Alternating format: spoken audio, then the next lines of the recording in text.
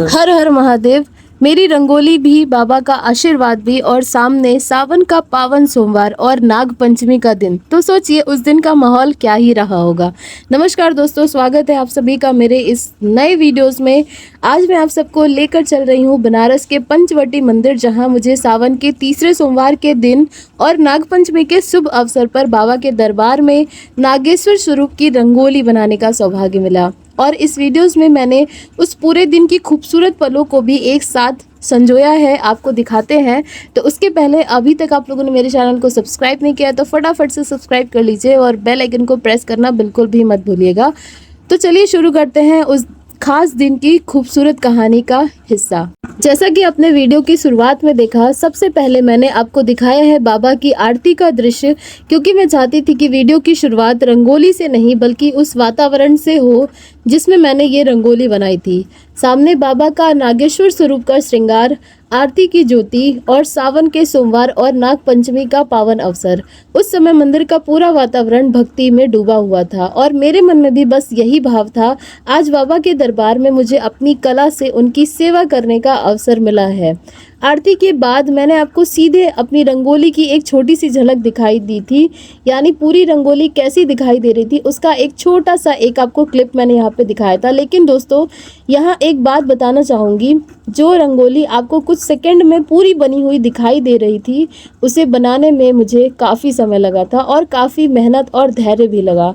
और अब इस वीडियोज़ में मैं आपको पूरी जर्नी वही दिखाने वाली हूँ और वही बताने वाली हूँ, एक खाली जगह से लेकर बाबा के दरबार में तैयार हुई नागेश्वर स्वरूप की रंगोली तक। तो चलिए देखते हैं आखिर ये रंगोली बनी कैसे। तो यहाँ तक तो आप लोग देख रहे होंगे कि रंगोली तो लगभग बननी स्टार्ट हो चुकी है, तो लेकिन उसके पीछे की कहानी और मेरे साथ वहाँ पे क्या क्या चीज़ें हुई, वो सब चीज़ें मैं आपको बताने जा रही हूँ। और अभी तक आप लोगों को मेरा चैनल अच्छा लग रहा हो, मेरी काम पसंद आ रहा हो, तो प्लीज़ मुझे सपोर्ट करिए, लाइक करिए, शेयर करिए और प्यारे प्यारे से कॉमेंट देते रहिएगा। इस बार का थीम था नागेश्वर स्वरूप, इसीलिए मैंने शुरुआत से ही कोशिश की कि पूरी रंगोली का मुख्य आकर्षण बाबा के इसी रूप को बनाया जाए। अब मैंने धीरे धीरे रंगोली का बेसिक बनाना स्टार्ट कर दिया था, सारी आउटलाइन मैंने यहाँ पे बना दी है। और मैंने बताया आपको कि मैं नागेश्वर स्वरूप में बना रही हूँ, क्योंकि श्रृंगार भी बाबा का नागेश्वर स्वरूप में हुआ था। तो मैंने सबसे पहले स्टार्टिंग में हर हर महादेव, ऊपर जो हमारा स्पेस था उसको यहाँ पे हम तो लिखेंगे ही लिखेंगे, ये काशी वासियों की जान है हर हर महादेव का जो नारा है। उसके बाद मैंने यहाँ पे जो उनका सांप था उसको मैंने यहाँ पे ड्रॉ करना स्टार्ट कर दिया, क्योंकि अगर हम महादेव को पहले बना देते और उसके बाद हम अपनी अगर ये स्नेक वगैरह और जो भी डिटेलिंग वर्क है या जो भी 3D वर्क है अगर हम बनाते, तो शायद मेरी रंगोली बनाने में मुझे बहुत ज़्यादा दिक्कत होती है। तो मैं हमेशा ऊपर से बनाना स्टार्ट करते हैं, कोई भी ऐसा नहीं होता कि बीच में इधर बनाया फिर उधर बनाया, ऐसा नहीं करते, हमेशा एक सीक्वेंस वर्क में लेके चलते हैं और काम करना स्टार्ट करते हैं। नाग पंचमी के दिन बाबा के दरबार में नागेश्वर स्वरूप की रंगोली बनाना मेरे लिए अपने आप में बहुत ही खास अनुभव रहा। मैं चाहती थी कि नाग का स्वरूप साफ साफ दिखाई दे और साथ ही पूरी रंगोली बाबा की भक्तिमय से जुड़ी हुई आप सभी को भी महसूस हो। इसीलिए मैंने पहले उसकी आकृति को सही आकार दिया और फिर धीरे धीरे उसके अंदर की डिटेलिंग्स पे भी काम करना स्टार्ट किया। तो यहाँ पे आप देख पा रहे होंगे कि मैंने जो स्नेक बनाई है, जो सांप बनाया है उनका, उसको एकदम अलग तरीके के रूप में बनाया है। बाबा के ऊपर धारण ना करा करके उनके चारों तरफ ये घुमा हुआ आपको दिखेगा। जब आप इसका फाइनल लुक देखोगे तो आपको समझ में आ जाएगा कि मैं आपको क्या बोल रही हूँ। और दोस्तों, अब बात आता है रंगोली बनाने का सबसे मेरा पसंदीदा कार्य, जो है रंग भरना और चीज़ों को हाईलाइट करना। यानी कि हम वाइट कलर का यूज़ जब भी करते हैं तो मुझे ना रंगोली में ऐसा लगता है कि वो जान आ गई है। और उसके बाद मैंने यहाँ पे रंगोली में जब भी कोई कार्य होता है ऐसा जिसमें हमें हाईलाइट पोर्शंस को दिखाना होता है, तो हम हमेशा वाइट कलर का यूज़ करते हैं, जैसा कि सभी को पता है। तो यहाँ पे मैं जब भी किसी भी भगवान जी का या फिर नॉर्मल भी अगर हम किसी का पोर्ट्रेट बना रहे हैं या फोटो वगैरह बना रहे हैं या कोई मेल फीमेल अगर फिगर बनाते हैं, तो जो बाल बनाने का जो स्टाइल है ना, वो सबसे ज़्यादा सेटिस्फाइंग मुझे लगता है कि आप ग्रे कलर पहले बैकग्राउंड में फिल कर दो, उसके बाद ब्लैक कलर से जो भी उनकी जटाएं हैं या जो भी आप बाल का हेयर स्टाइल देना चाहते हो उसको आप यहाँ पे आराम से हल्के रंग से भी आराम से आप इसको ड्रॉ कर सकते हो। आपको पूरा फिल करने की भी ज़रूरत नहीं है, आपको ये 3D इफेक्ट ऐसे भी देखने को मिलेगा। और ज़्यादा आपको हाईलाइट करना है तो वहाँ पे वाइट ऐड कर दीजिए, वो प्रॉपरली आपको एकदम जो भी हेयर स्टाइल होगा वो सब कुछ आपको यहाँ पे देखने को मिल जाएगा। तो इसीलिए मैं हमेशा ग्रे कलर का यूज़ पहले करती हूँ, उसके बाद मैं ब्लैक कलर का यूज़ करती हूँ, उसके बाद मैं वाइट कलर का यूज़ करती हूँ। तो यहाँ पे बारी आती है हमारे भगवान जी को प्रॉपरली उनके आँख, नाक और उनकी जो लिप्स हैं उसको यहाँ पे हम ड्रॉ कर रहे हैं। काफ़ी ज़्यादा शांत और सुंदर स्वभाव में मैंने इनको बनाया था, रौद्र रूप नहीं बनाया है, क्योंकि रौद्र स्वरूप का जो रंगोली होगा वो चौथे सोमवार में बनेगा। शायद अगर बाबा की इच्छा रही तो इसी मंदिर में हो सकता है कि मुझे चौथे सोमवार वाले दिन भी मुझे ये रंगोली बनाने का मौका मिल सकता है। तो देखते हैं अभी क्या होगा। लेकिन सबसे बड़ी बात है कि पहले दिन ही, यानी जो सावन का जो तीसरा सोमवार था, यहाँ इसी दिन और पहली बार मुझे इस मंदिर में भी रंगोली बनाने का मौका मिला। ये मेरे लिए काफ़ी ज़्यादा अच्छा और स्पेशल अनुभव था। मैं इनके पास, यानी कि जो मंदिर के जो संयोजक थे उनके पास मैं इंस्टाग्राम और फेसबुक के ज़रिए उनको मेरा प्रोफाइल दिखा था और उन्होंने मुझे कांटेक्ट किया था कि आप मेरे मंदिर में भी आइए और बाबा के लिए बहुत ही सुंदर सी रंगोली बनाइए। मैं तो वैसे भी खोज ही रही थी कि मुझे सावन में अलग अलग जगहों पे अलग अलग रूपों को हम भगवान जी का जो है उसको रंगोली में हम दिखा पाए। हमें तो रंगोली बनाने का सिर्फ एक मौका चाहिए, तो सावन से अच्छा मौका और क्या ही हो सकता था। तो फाइनली वो चीज़ें यहाँ पे पूरी हो पा रही हैं। और यहाँ पे आप देखिए कि अब मैं जो स्नेक था उसको मैंने यहाँ पे वाइट कलर से डिटेलिंग कर दिया है। सब कुछ मैंने हैंडवर्क ही किया है। यहाँ पे आज मैं अपने हैंड से कलर स्प्रेड नहीं कर रही हूँ, क्योंकि छोटे छोटे पोर्शन थे और वहाँ पे कलर स्प्रेड करना थोड़ा सा मुश्किल हो रहा था। तो मैंने सोचा कि चलो छोटी वाली चलनी से ही, जो बॉक्स की तरह या डिब्बे की तरह आती है, उसी से मैंने यहाँ पे काम करना स्टार्ट कर दिया था। ये काफ़ी अच्छा होता है, सेटिस्फाइंग भी है, क्योंकि चलनी से ना क्या होता है कि आपकी चीज़ें बहुत जल्दी हो जाएंगी और काम भी आपका बहुत ही फिनिशिंग के साथ होता है। तो यहाँ पे मैंने फेस उनका ड्रॉ कर दिया था, जटाएं वगैरह बना दी। जैसे कि मैंने आपको बताया था कि मैं भगवान शिव को उनको अलग अलग भुजाओं के रूप में, यानी जो जिस हिसाब से भगवान जी हमेशा बैठे नहीं होते, खड़े भी होते हैं, तो यहाँ पे नटराज स्वरूप में आपको दिखाई देंगे कि उनका एक पैर जो है कि एक पैर से वो खड़े हैं, उनका दूसरा पैर जो है कि ऊपर के साइड है, और हाथों की जो मुद्राएं हैं वो भी बिल्कुल अलग है। एक हाथ में डमरू है और एक हाथ जो है कि आशीर्वाद मुद्रा में है। और उनके जो दूसरे और जो तीसरे हाथ है, माने कि जो 4 भुजाएं मैंने इनकी ऐड की थी, वो सभी आपको भुजाएं इसमें दिखाई देंगी। तो मैंने किस किस तरीके से क्या क्या चीज़ें ऐड की हैं वो सब कुछ आपको इसमें प्रॉपरली देखने को मिलेगा, क्योंकि मुझे वहाँ पे मौका भी मिल गया था कि मैं प्रॉपरली इसकी लॉन्ग वीडियोस यहाँ पे बना पा रही हूँ।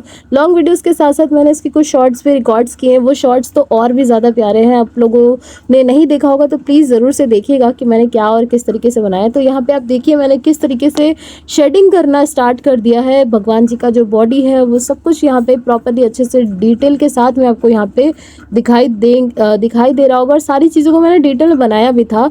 आप लोग मुझे कमेंट करके बताइएगा किस रंगोली को बनाने मुझे कितना समय लगा था। लास्ट में मैं तो बताऊंगी, लेकिन आप लोग गेस करो कि कितना टाइम लगा होगा। अब भगवान शिव जी को हम थोड़े बहुत ऑर्नामेंट्स तो पहनाते ही हैं। वो ऑर्नामेंट्स है रुद्राक्ष, तो मैंने यहाँ पे रुद्राक्ष भी उनको धारण कराया है। सब कुछ मतलब एक एक चीज़ को मैंने ध्यान में रखा ही है। अब लेकिन उसके बावजूद भी अगर मुझसे कोई गलती हो गई तो मैं आप सबसे अभी ही माफ़ी मांग लेती हूँ।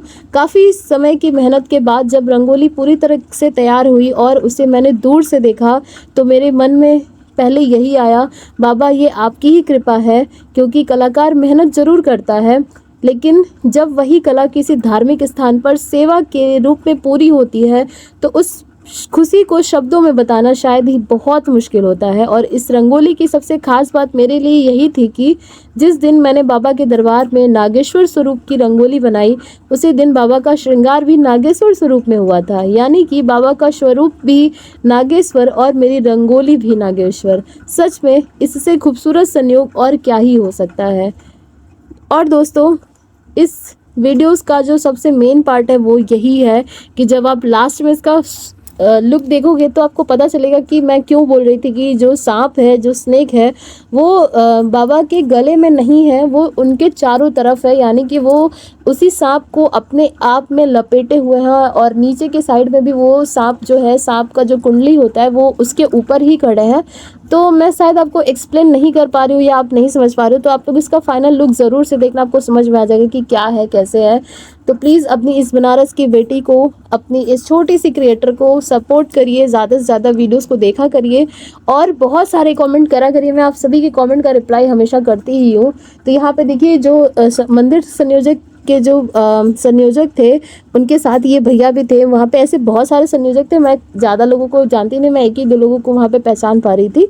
तो यहाँ पे भैया जो थे कि वो प्रॉपर पूरे टाइम वहाँ पे बैठे थे और मेरी रंगोली को देख रहे थे और मेरे सामने ही बाबा का श्रृंगार हो रहा था। अब मैं अपनी रंगोली ही रिकॉर्ड करने में लगी हुई थी, तो मैंने पूरा श्रृंगार रिकॉर्ड नहीं कर पाए, मैंने बस उनका फाइनल लुक दिखाया। यहाँ पे देखिए बाबा का श्रृंगार भी हो चुका था और यहाँ पे मेरी रंगोली भी ऑलमोस्ट, हमारी जो रंगोली है वो पूरा कंप्लीट होने ही वाली है।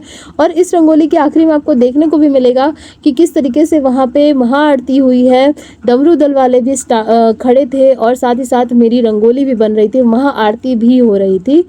इसके बाद आपने वीडियोस में देखा होगा कि मैंने किस तरीके से रंगोली भी बनाई है। गर्मी तो बहुत ज़्यादा लगती है कोई भी काम करो, और इस मौसम में तो जो सावन का मौसम होता है, महीना तो बहुत अच्छा होता है, लेकिन गर्मी भी उतनी ही लगती है। लेकिन सब दिक्कतों के बाद भी अगर जब हमारी कला हमारे मन मुताबिक और हमारी इच्छाओं से भी ज़्यादा सुंदर बन जाए ना, तो समझ लेना चाहिए कि मेहनत तो आपकी सफल हो ही गई है। तो मैं तो अपने हिसाब से बहुत ज़्यादा मेहनत कर रही हूँ, हर क्रिएटर की तरह, हर आर्टिस्ट की तरह हम भी लगे हुए हैं आप सबके लिए, कुछ नया बनाने में, कुछ नया करने के लिए। बाकी सब महादेव की इच्छा है। यहाँ पे देखिए बाबा का जो स्वरूप है वो कितना ज़्यादा सुंदर लग रहा था, बहुत सुंदर, बहुत ज़्यादा ही अच्छा उन्होंने श्रृंगार किया था। और वहाँ पे कुछ कुछ लोग आकर के बाबा जी को और उनको सजाए जा रहे थे। यहाँ पे देखिए कमल पुष्प एक अंकल जो थे वहाँ पे ये उनको अर्पित कर रहे थे और यहाँ पर हम अपनी रंगोली भी बना रहे थे। तो सोचिए ऐसे ही माहौल में जाना, रंगोली बनाना, मतलब चारों तरफ आपके लोग खड़े हों और वहाँ पे ऐसे मतलब भक्ति भय माहौल हो, और बैकग्राउंड में आपके भगवान जी के भजन चल रहे हो या फिर कथा चल रही हो या रुद्राभिषेक हो रहा हो, और ऐसे माहौल में रंगोली बनाना या कोई भी आर्टवर्क बनाना, सच में ये बहुत ही ज़्यादा एक अलग अनुभव देता है, एक अलग अनुभूति देता है हम सभी को। तो ये तो मेरे लिए बहुत ही ज़्यादा अच्छा रहा। और सावन का, इस बार का जो सावन था मेरे लिए तो वैसे भी स्पेशल रहा है। स्पेशल इसलिए क्योंकि मैं अपनी कला को लेके जितना ज़्यादा सीरियस हूँ, शायद भगवान जी भी मेरी कला को वो समझ रहे हैं और जानते हैं कि मैं कितना ज़्यादा मेहनत कर रही हूँ, और मेरी मेहनत को सफल वही बना रहे हैं क्योंकि उनके आशीर्वाद से ही मुझे ये सब मौके मिल पा रहे हैं कि मैं अलग अलग जगहों पर जा करके अपनी छोटी छोटी कला को यहाँ पे लोगों के समक्ष दिखाने का भी मौका मुझे मिलता जा रहा है। तो यहाँ पे देखिए हमारी रंगोली बस रेडी हो चुकी है और यहाँ पे आपको अब दिखेगा कि मैंने इसके बॉर्डर में भी त्रिशूल को ऐड किया है, क्योंकि भगवान शिव का नगरी है और कहते हैं कि काशी जो है कि भगवान शिव के त्रिशूल के ऊपर टिकी हुई है। तो मैंने यहाँ पे त्रिशूल को भी ऐड कर दिया था ताकि ये सारी चीज़ें बहुत ही सुंदर लगे।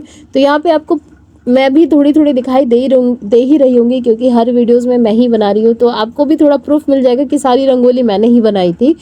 तो ये देखिए यहाँ पे हमने त्रिशूल बनाना स्टार्ट कर दिया, और त्रिशूल बनने के बाद जो रंगोली थी, ये देखिए यहाँ पे डमरू दल वाले भैया लोग बहुत मेहनत से डमरू बजा रहे थे, मैंने भी बजाई थी फर्स्ट टाइम। यहाँ पे बाबा भी विराजमान हो चुके हैं। ये रही महाआरती का रूप, बहुत ज़्यादा सुंदर था। तो आप लोगों को हमारी ये नागेश्वर स्वरूप की रंगोली कैसी लगी मुझे कॉमेंट करके ज़रूर बताइएगा, और कॉमेंट में हर हर महादेव ज़रूर लिखिएगा।